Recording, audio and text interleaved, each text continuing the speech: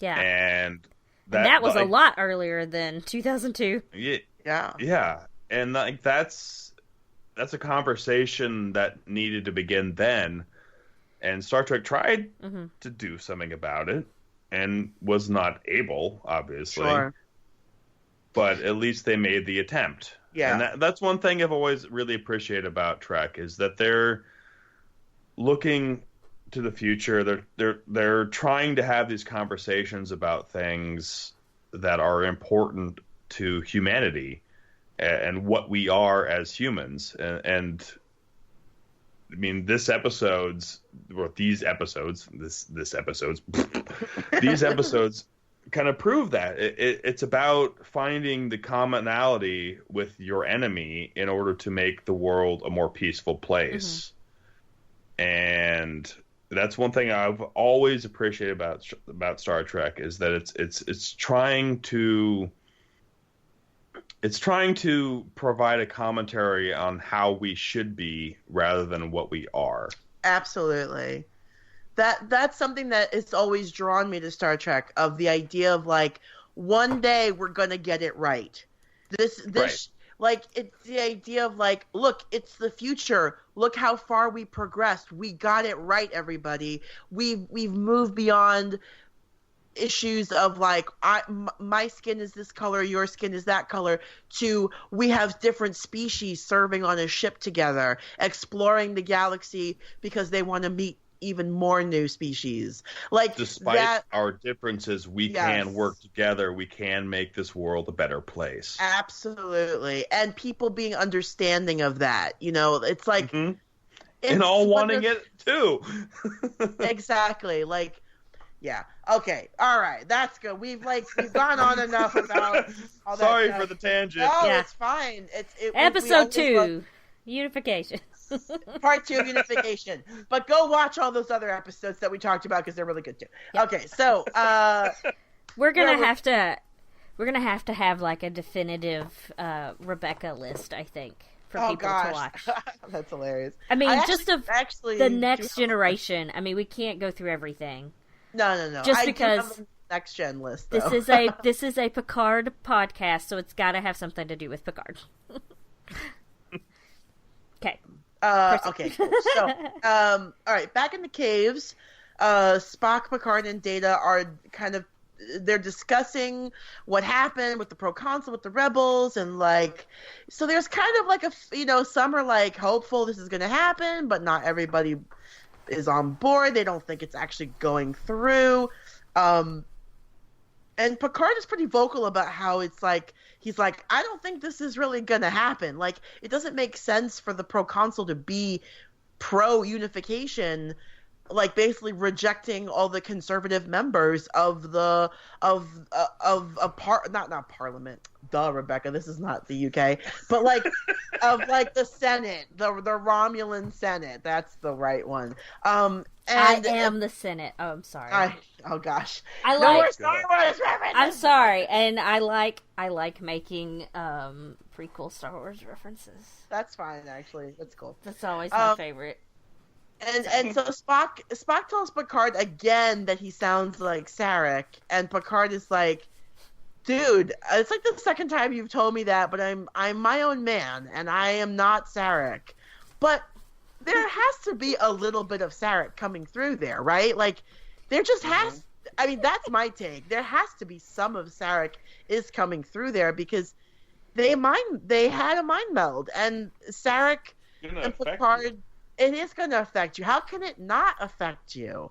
Well, I'm thinking of, like, this is Spock's way of being like, you're not my dad! Yeah, I know, right? I don't have to listen to you. You're not my real dad. Yeah, really. So what if part of his consciousness is probably in you? Whatever. Right. But, I'm just imagining old Leonard Nimoy as a petulant teenager child. Yes. Hilarious.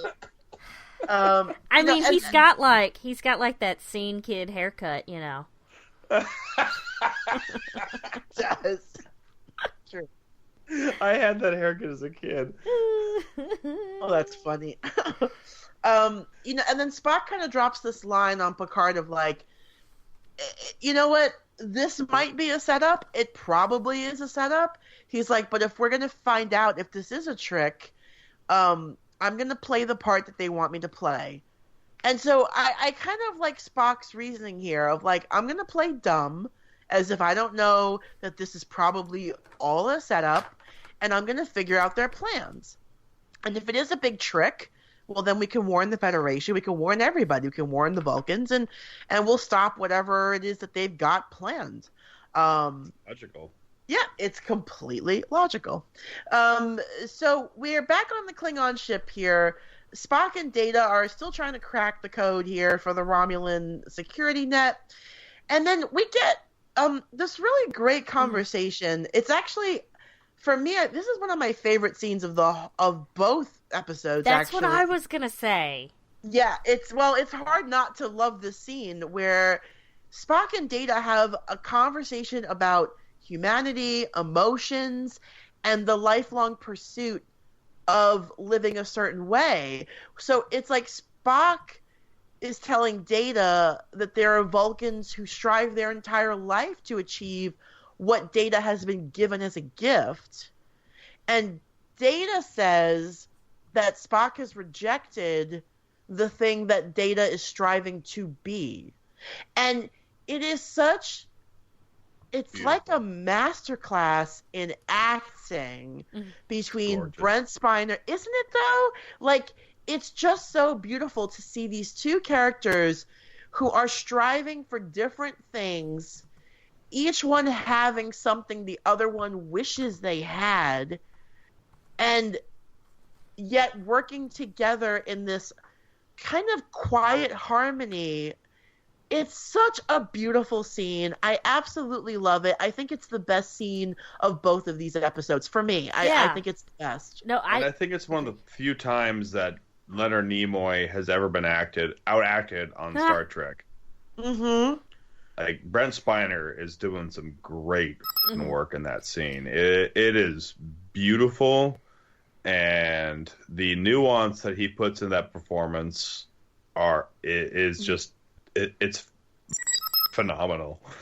It's just really great, and it sort of speaks to like Spock's lifelong struggle with trying to blend both sides of himself, and then of course Data's continuous, effort to be more human and find his own humanity.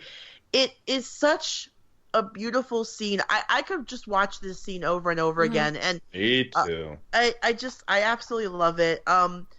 And all in the effort, they're just kind of working this out as they are quietly just tapping away, trying to crack this like security code to get into the Romulan computer system, basically. So we jump back to Quaylor 2, Mos Eisley Cantina, the Max Eisley Cantina, on Quaylor 2. Enterprise is waiting for the fat Ferengi who's going to show up, and Worf is just hanging out at the bar and asks the piano player to play him some Klingon opera. I love this scene. I laugh so hard at this scene. It is one of the great things about Klingons that they explore a lot of in TNG is at their core, Klingons have a romantic artistic soul, which you would never think that based on their warrior way of life, right? But at their core, they love a good drink, they love a good laugh, and they want to cry at a good aria. Like, it is just incredible. And she is playing this Klingon opera, and there's Worf just full voice belting out this song that owned him. Yeah. Oh yeah, 100%. But he doesn't care because he loves it. He loves the song, right? Hey, that may be how it's done in Klingon. Okay, they may not. Maybe none of them have the right pitch or anything. Come on. That is there are some great Klingon singers. Worf is not one of them. Okay. No, that's true. I also love how like Klingons think that they like invented everything. So like in Star Trek 6, which we talked about previously, there is the scene where they're having original. Yeah, you haven't experienced Shakespeare until you've heard it in the original Klingon. What? How hilarious! It's like you So didn't good. invent that. What the hell? I mean, there has been debate on whether Shakespeare actually wrote all those plays or not. Maybe it was a Klingon. Maybe he was a Klingon. He just translated it to Old English. I mean, the last play I did was a Shakespeare play, and I could see it being better in Klingon. Did you perform it in Klingon, though? Like, that's the question. Well, I played 3 different characters, so... Oh. It's a lot of Klingon to memorize. Well, as Worf is in the middle of his aria, here comes the fat Ferengi, and I do love that Worf tells Riker just straight up, there is a fat Ferengi here. And Riker's like, oh, I guess that's the dude we're waiting for. Is it... Or master of subtlety. Yeah. And is it that it's supposed to be unusual because they like to just hoard money and don't want to spend it on a lot of food? I don't understand why it's like there's only one fat Ferengi. I mean, not that he's necessarily the only one. That's the only thing I could come up with is that, they love having, Latinum or whatever. I mean, there certainly have been, like, Ferengi of all different shapes and, fat ones, skinny ones. Yeah. I mean, they just make a note. I don't know. They just kind of emphasize that he's fat. Yeah, like he's like over the top. And I have a friend who's like, my fat friend. Oh. And you're like, you immediately know who you're. Well, I wouldn't say it myself, but like, you know who you're talking about when it's that person. Sure. I think he's meant to sort of be an over the top version because he's like super loud, like he's banging the table and he's got ladies. Like, where's my napkins? Like he's like kind of. He's dickishly fat. There's a difference. Well, and he's got these ladies. Okay, one of them. There's one. I think she's sitting to the right of him, and there's the episode where Troy is like, where she all of a sudden is all like, "Hey there" to everybody, and she's wearing that dress in one scene. I was like, "Oh, look at them reusing costumes. I love it." Oh, you mean the nipple costume? Yeah, the nipple costume. Yeah, exactly. Where there's that meme of like Riker turning up or turning down the thermometer. Oh, I've seen it. Yeah.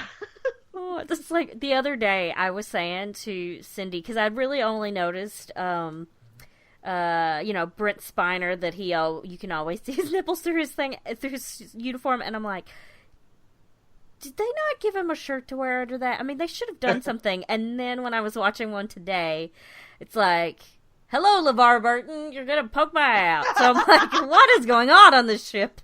They must have had the AC up high in the engineering. I mean, I know space is cold, but come on, guys. Can't you regulate temperature of this place? And those uniforms look quite warm. Right? Like, I don't know why they would be cold. Well, they're always stimulating the nipples. Oh, is that what it is? They're so tight. Oh, wow. They're like wool stuff, so it's also sort of itchy. I mean, you think about like the reason why they changed uniforms after season 2 was because the onesies. Patrick's from the onesies to the two-piecers was because Patrick Stewart's what's it called? The back specialist. Chiropractor, thank you. Told them that they were giving his clients permanent back damage, which they were, because they were 2 sizes too small, because Gene Roddenberry thought there should not be ever any kind of wrinkle in a uniform. What? Sure. Yeah. Listen, if you Gene Roddenberry, God bless him, had a lot of really great ideas about stuff. A lot of really but then there were some about things that just don't really pan out, Gene. That's the problem with having a lot of ideas and being in a place where people will hear them. They'll hear your stupid ideas too. Yes, exactly. All right. So back on this bar here, Riker shows up and does his best bad cop impression, and he kind of roughs up this Ferengi. He dumps his food on the floor, grabs him. I like your description of that. I love he goes from, give me some information, and the guy's like, no,